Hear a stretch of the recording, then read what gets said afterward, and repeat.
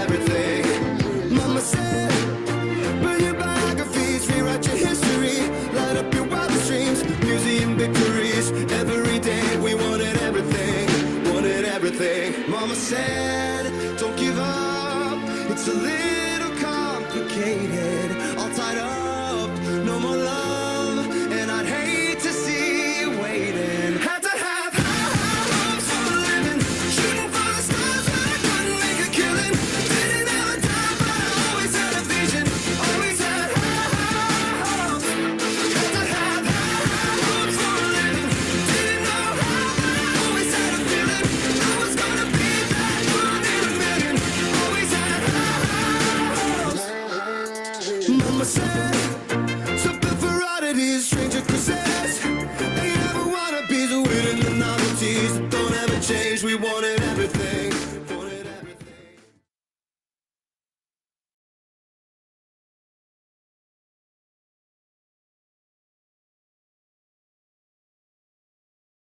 Okay, hello everyone. Welcome back to day 5 of Crush Anxiety-Induced Procrastination. Give me a thumbs up if you can hear and see me, and if you can't, make sure to let me know in the comments. Happy Friday.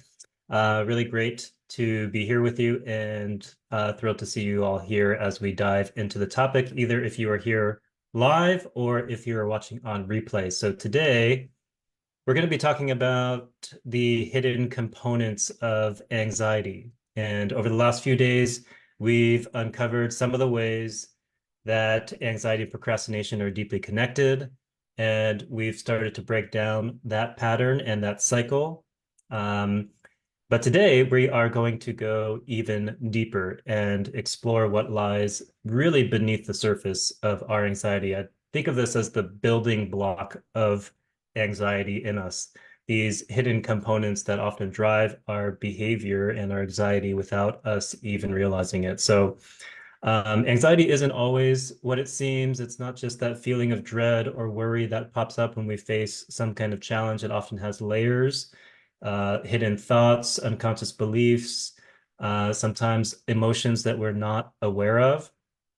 And these hidden components can influence how we think, feel, and act in really powerful ways. So we're going to be talking about that today and peeling back those layers.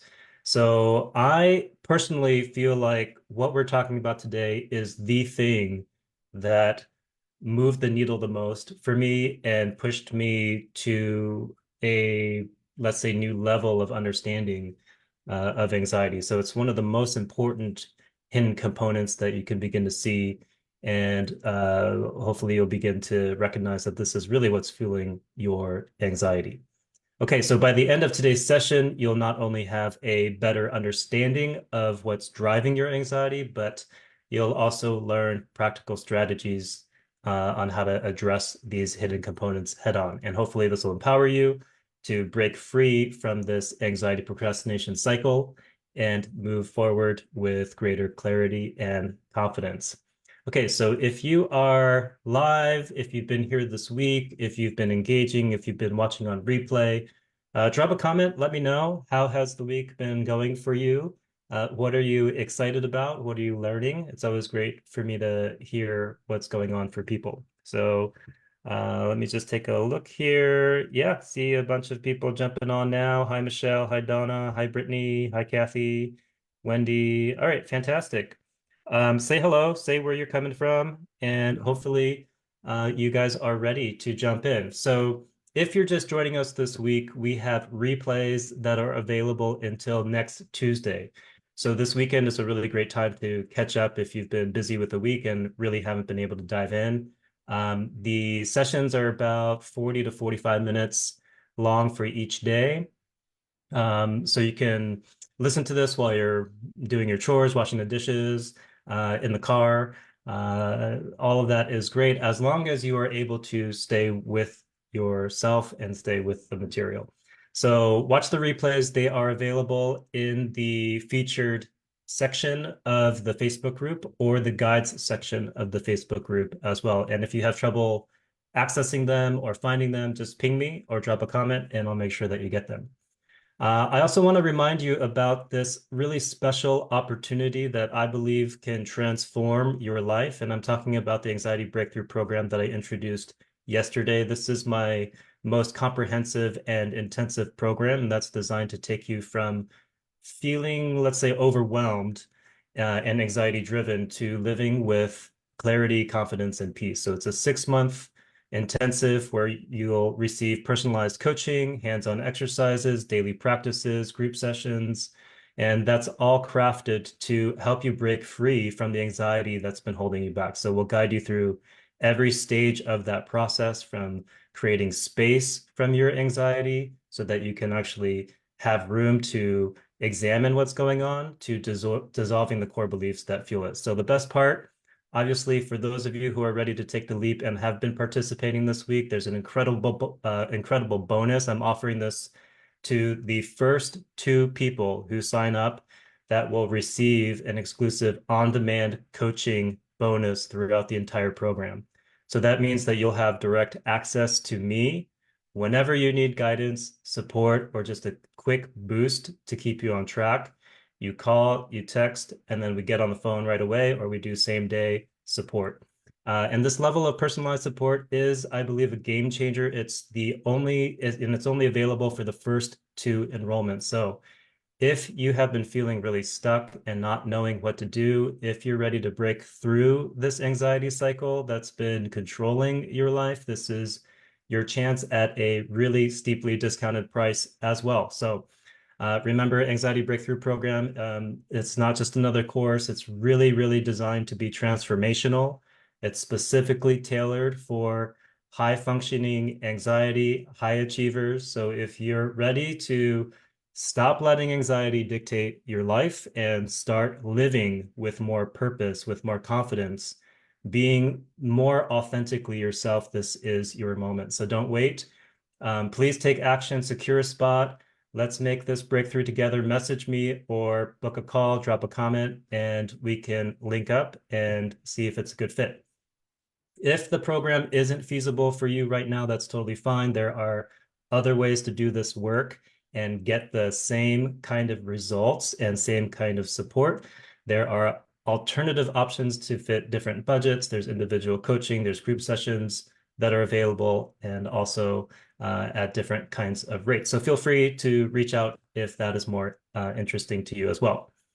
Don't forget to drop questions if you have them. I'll be doing a live Q&A session tomorrow, so it's a great opportunity to have any of your questions about anxiety answered.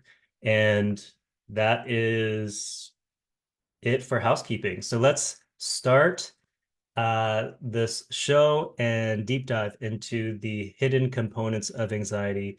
Hope you're ready to uncover some powerful insights that can change the way that you approach your life. Okay, so I want to introduce a really powerful concept from psychology called object relations theory. And this theory helps us to understand how our early relationships with our primary caregivers, such as our parents, doesn't always have to be our parents, but our primary caregivers shape the way that we see ourselves and others throughout our lives. And this is a very fundamental concept that really moved, again, the needle for me, because without it, I didn't have the full picture of what was actually driving my anxiety. And this, I would say, is the root cause of anxiety, especially if you've been struggling with it for a long time. So in essence, object relations theory says that the interactions and connections that we form as children create lasting patterns in our minds. And these early experiences influence our self-image and how we relate to others, and even how we handle anxiety and stress. So understanding these early dynamics can be the key to unraveling some of these deeper, often hidden drivers of our anxiety, of our behaviors and emotional responses. One of the important components of object relations theory is this idea of objects. Now, when we're talking about objects in object relations theory, we're not referring to physical items, but actually to people, especially those who play a crucial role in our early lives, like our parents or our primary caregivers. These objects, and another way that I put it is the other, whatever the other is, or whoever the other is that we're relating to, these are the first individuals that we form relationships with, and they have a profound impact on our psychological development and our sense of self. So in essence, these objects, the people who first care for us, become the blueprint for how we understand and relate to others, the patterns and expectations we develop in these initial relationships often carry forward into our adult lives, and they influence everything from friendships to work to romantic relationships to how we handle stress and uncertainty. So it's really, really fundamental. And these early relationships are where we start to learn about the world and ourselves. And if these early relationships are positive, meaning our caregivers are responsive, they're loving, they're supportive, we are more likely to develop a secure sense of attachment. And the security gives us the confidence to explore the world, trust others, form healthy relationships as we grow. It keeps us in contact with what we talked about on day 3 and our essential power, our sense of trust and intrinsic sense of safety. We carry with us a sense of self-worth and an ability to connect with others in meaningful ways. But if these early relationships were negative, perhaps our caregivers were neglectful, they were inconsistent, or even for a lot of us, critical and judgmental, different kinds of patterns can then form. We might develop insecurities, we might have struggle with trust, or we might find it difficult to form close and stable relationships later on in life. So these early interactions create a blueprint for how we relate to ourselves and others, and again, often influence our anxiety without us even realizing it. So in short, the quality of these early relationships and what we might call the early holding environment, the environment that supports us, if it's disrupted, it dictates or impacts these early relationship templates. So it sets the stage for how we experience connection, love, and trust throughout our lives. And that includes what we talked about on day 3 with essential power and our sense of capacity to be able to meet and engage with our lives. And so as we grow and develop, the experiences and emotions that we have in our early relationships don't just fade away, they actually become internalized, meaning they become a part of our inner world. So in object relations theory, this process of internalization is really crucial because it shapes how we view ourselves and how we relate to others throughout our lives. So when we internalize these early experiences, we essentially create these mental templates or blueprints, and they're based on these relationships, these early relationships. So for example, again, if we received love and support and validation, we might internalize a positive self-image, believing that we're worthy of love and capable of forming strong, healthy relationships. But if our early experiences were filled with criticism, neglect, judgment, anger, not being safe, these negative emotions and interactions can become part of our internal world.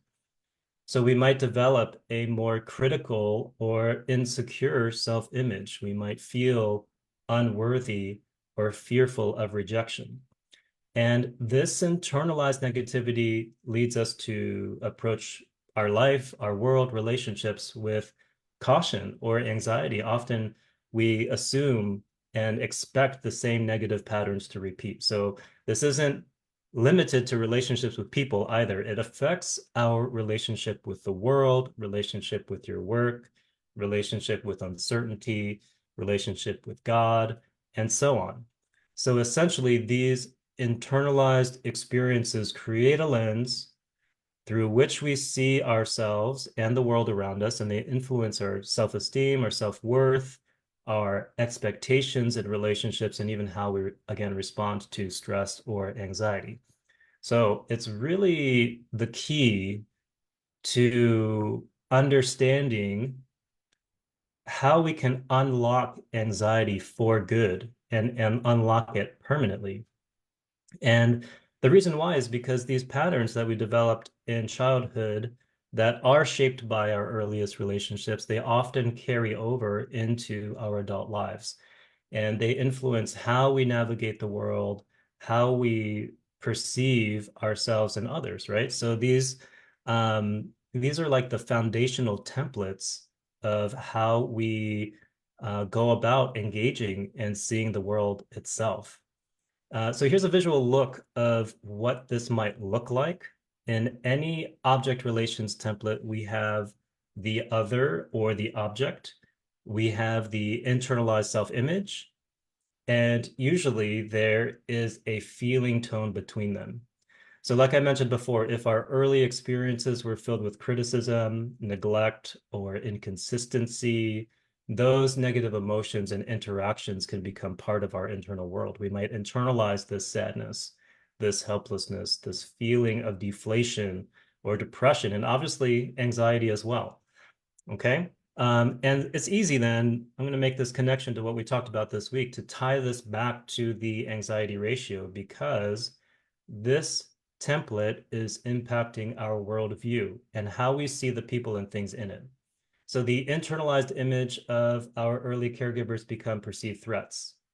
And this is especially true if we consistently received criticism, neglect, judgment, anger, etc.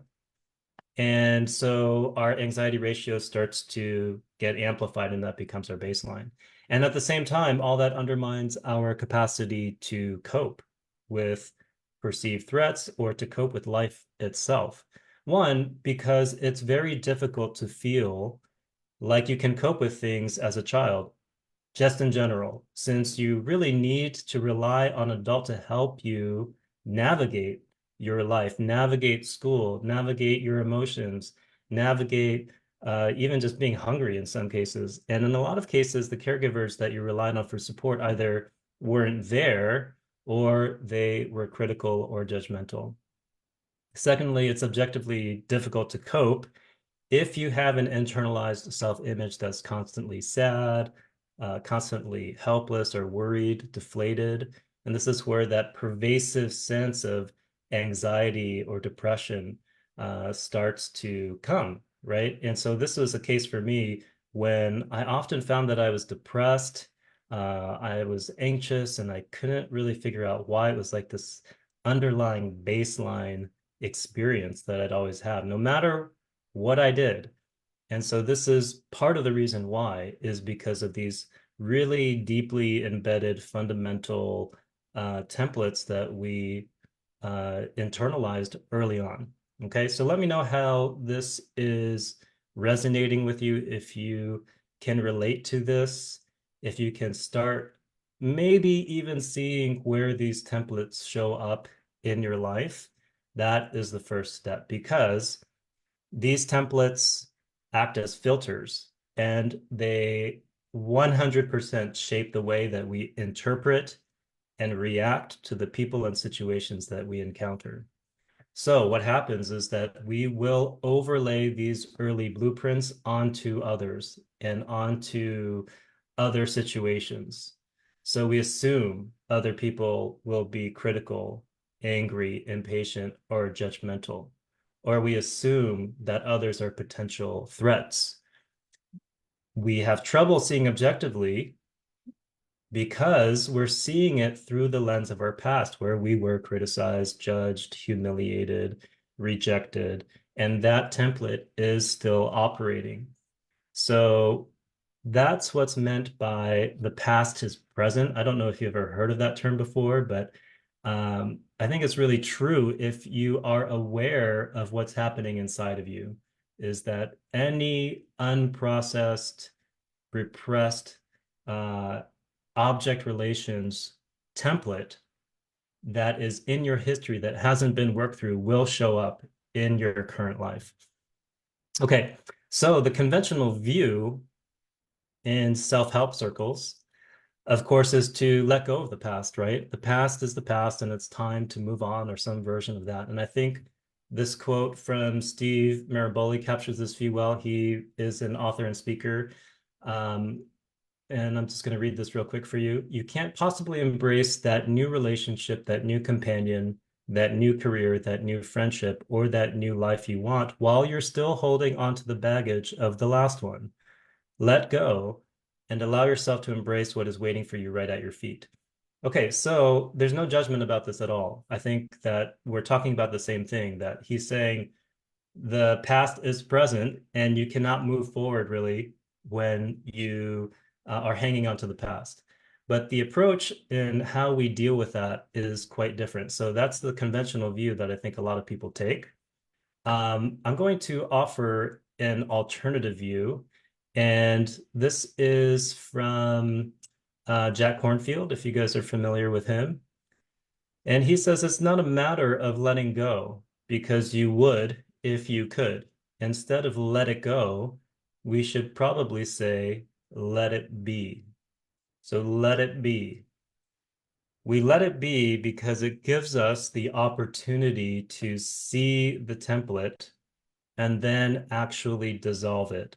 It's really the only way for us to be free of it. And I'm going to get into this in a second here. So understanding that the early relationship blueprints influenced our adult lives is really crucial to healing anxiety permanently and really being free of this constricting sense of tension or stress or depression or all the feelings that are related to these early templates. And real transformation happens when we start beginning to dissolve these outdated patterns. So, according to my own experience working through these things, there are 3 steps that are involved here. The first is awareness. This is always the foundation.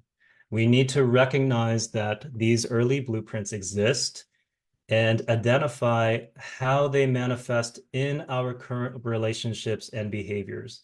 And this means paying attention to the recurring patterns. So noticing if you're always tending to expect rejection, or tending to fear abandonment, or tending to feel overly anxious in close relationships. So by bringing these unconscious patterns into conscious awareness, we can start to see them for what they really are. They're relics of our past from these early relationship templates or blueprints that no longer serve us.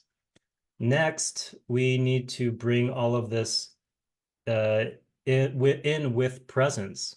And this is really where I think mindfulness is really helpful, but not just mindfulness, but a somatic, physiological sense of being here for yourself. And this is why I keep on hitting this home this week, is stay with yourself, accept and embrace anxiety, because we need to bring this foundation of acceptance and support in order for us to truly be with and become aware of these early templates. Presence involves us staying grounded in the present moment rather than getting lost in these old templates or these automatic reactions that are driven by these blueprints. So through mindfulness practice, through presence practice, we learn to observe our thoughts and feelings and the sensations that we're experiencing throughout the body without judgment. And that starts to create space between our initial reactions and our responses. So it allows us to break free, or at least become fully aware of what's actually operating in us, what's compelling us toward certain behaviors or certain patterns. Okay, so finally, support and mirroring are just as essential in this process. So just as our early caregivers shaped our initial templates, supportive relationships in adulthood can also help us reshape them. And in some ways, we need this sort of mirroring, need this kind of validation from the outside until we're ready to adopt that for ourselves and that we're strong enough and in touch with ourselves enough and what's real, that we can start to let go of the early relationship templates. So it's really important to surround yourself or at least work with people who offer empathy and offer understanding and meet you where perhaps you didn't have that growing up in your early environment or in the sort of container that you grew up in. So consistent positive feedback, consistent mirroring, reflection, that's more accurate and more positive, that starts to develop and secure this sense of self and starts to reshape the old rigidity of these internal templates.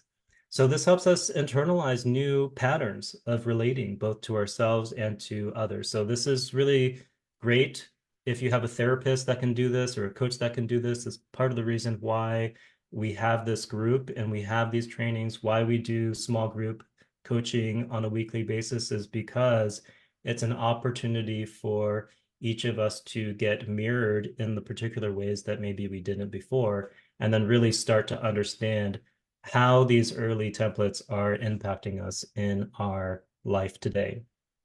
So we start out having this template operating unconsciously all the time.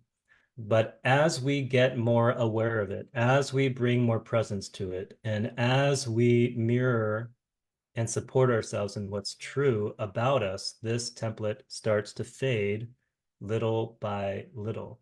And this is where the beautiful process of transformation starts to happen, because something else starts to emerge the more present we get with ourselves, the more present that we are to our immediate direct experience, the more free that we can get of internalized images of who we are. And something starts to come forth. And this something is the very fabric of our authenticity and who we are. This is the essential power that we talked about. It's essential value. It's essential self-worth. Suddenly, we're no longer the sad, scared, overwhelmed kid that's at the mercy of an angry and judgmental other. So instead, we start to be able to connect with more essential power or essential value, an intrinsic sense of safety and trust, the very things that make up the fabric of our being. And this is more of a spiritual dimension that we're talking about. Whatever your concepts are of that, it's not mental, it's not physical, it's not emotional, although all of those things are involved to some degree. But this is connecting to the very, very fabric of who we are, a kind of isness of who we are. And what's left and what we're in contact with then is a pure sense of presence. And that means that we don't hold on to any idea of who you are, not an idea of who you should be, not an idea of who you will be or ought to be, but just you, purely being, unapologetically being, peacefully being. And when you have contact with that, anxiety is just like not a thing, because anxiety is actually embedded into these early templates. When that dissolves, anxiety no longer gets triggered. Okay, so for a lot of people, I just want to caveat then, as you go through this process, this can be a scary thing. And I love this Pema Chodron quote because it really describes this process well. And she writes, when things start to fall apart in your life, it can feel overwhelming, as if your whole world is crumbling. And that is cause for celebration. So this sense of everything collapsing often stems from an attachment to this kind of fixed identity that is made up of all of these early relationship templates and blueprints. these mental constructs of how we ought to be and who we are and how we relate to others, how you see yourself, how you believe you should be. So an anxious identity, and this is what my book is about, the anxious personality is specifically about this, is a way of defining yourself that's really heavily influenced by these early templates that have anxiety embedded into it himself. It's the feeling tone of these early relationships. This template is anxiety itself, or fear, or a feeling of not being able to do it, feeling unsupported. It might include beliefs like I have to always be in control, I can't make mistakes, or I need to be perfect in order to be worthy, or I can't do it. All of these things that we talked about this week that start and trigger the anxiety procrastination cycle. These beliefs can be so ingrained that they really shape your entire way of being. And you might feel, and I've talked to a lot of people about this, that your value and your security depend on maintaining this identity. Even though it's driven by fear and anxiety, it's become part of who you know yourself to be.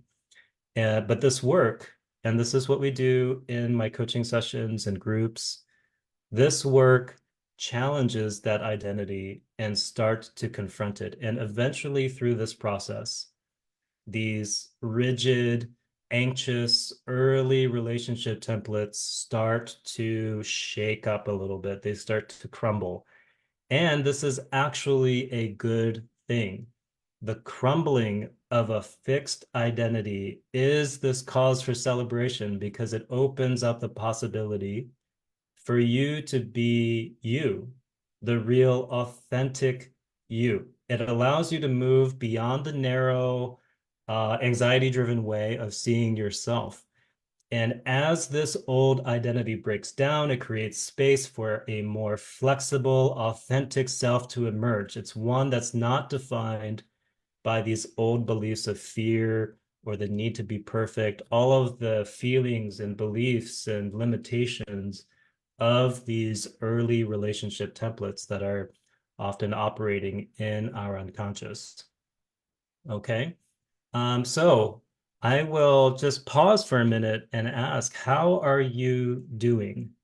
How is this landing for you? Just sense into your being and feel what is happening in you. Maybe that there's a part of you that is getting lit up. Maybe there's a part of you that's getting agitated. Maybe there's a part that feels relief, right? So let me know if you're live, great. If you're on replay, let me know also. Because really that's what's important is what is happening for you, and can you stay with your experience and bring enough presence and awareness of what is happening in your inner experience so that you can start to recognize and become aware of these early relationship templates. Yeah. Okay. So it's short and sweet today because it's Friday and it's been a long week, and I'm sure most of you want to get to enjoying your weekend. So thank you for coming and hearing these teachings and these kind of insights that I believe, and from my own experience, have really helped dissolve and heal anxiety permanently. So here's a summary for today. We talked about object relations theory as the critical component to understanding and dissolving anxiety. So we talked about object relations theory being a sort of psychological framework that explores our early relationships, especially with our primary caregivers, like our parents, and how it shapes the way that, again, we see ourselves and we see others. So these early interactions create sort of these mental templates in our minds, which influence our self-image and the way that we think and relate to others throughout our lives.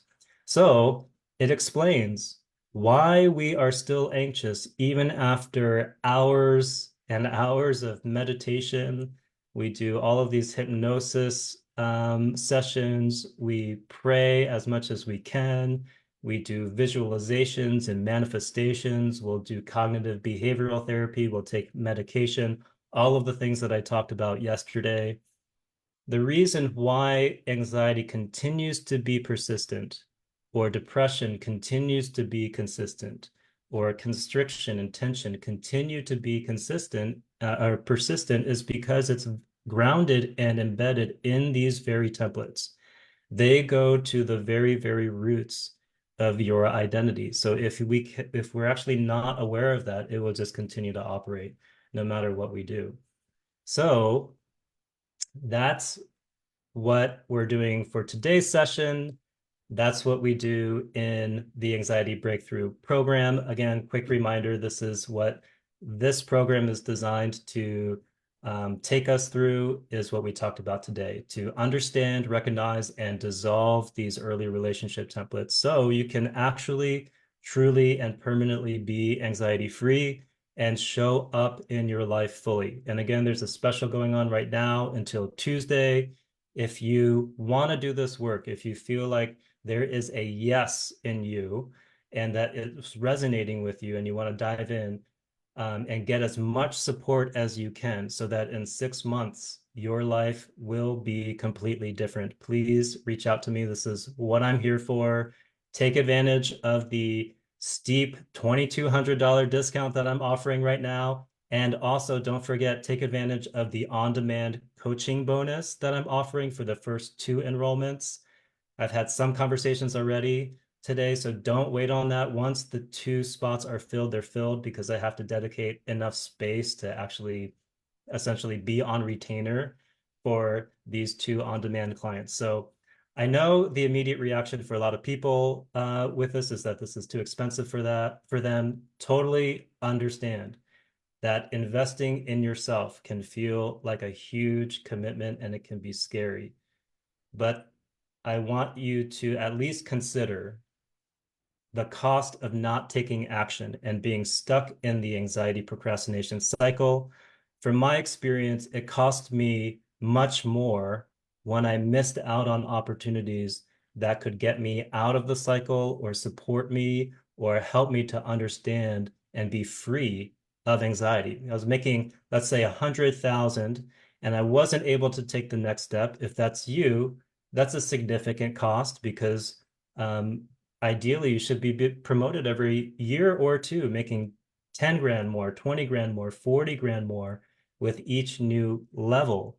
So if anxiety is holding you back, there's certainly a bigger cost to it. And I know that from my own experience. So doing something like this is an investment in you, in becoming who you actually are and reconnecting with that. And obviously there are other choices as well. If you can't do something like that, reach out to me. If you want to do some work, if you want to know what your next step is, that is what I'm here for. That's what this week is for. So reach out to me. I'd love to connect.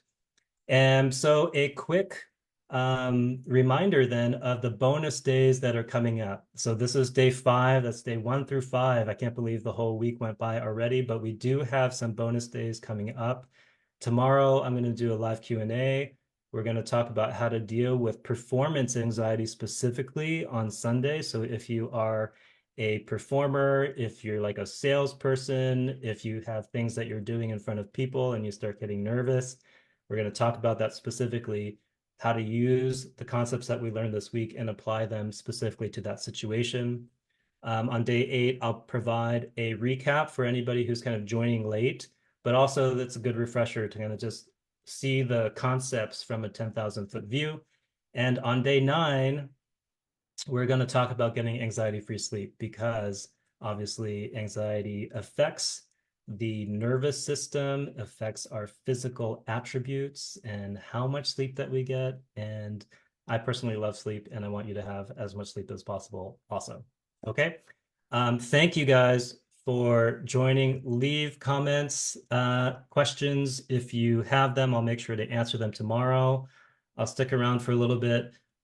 Please make sure to reach out to me if you'd like some additional support. And otherwise, I will see you tomorrow. And I hope you have a great rest of your Friday. Mama said, build your biography biographies, rewrite your history, light up your wildest dreams, museum victories. Every day we wanted everything, wanted everything. Mama said, don't give up, it's a little complicated. All tied up, no more love, and I'd hate to see you waiting. Had to have high hopes for a living, shooting for the stars, but I couldn't make a killing. Didn't have a dime, but I always had a vision, always had high hopes. Had to have high hopes for a living, didn't know how, but I always had a feeling I was gonna be that one in a million. Always had high hopes. Mama said, something for oddities, stranger possess. Ain't ever wanna be the winning the novelties that don't ever change. We wanted everything.